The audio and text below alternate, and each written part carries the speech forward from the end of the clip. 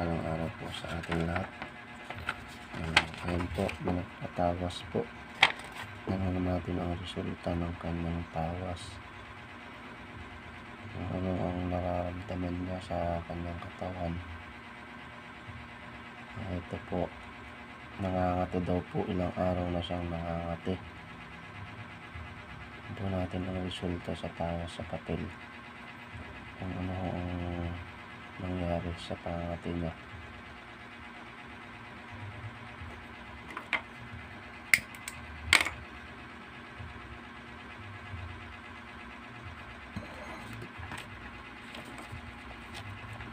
Bati po.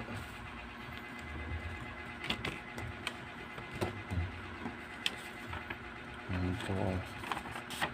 Mga nakatayo po na to. Ayan. Namaligno po siya.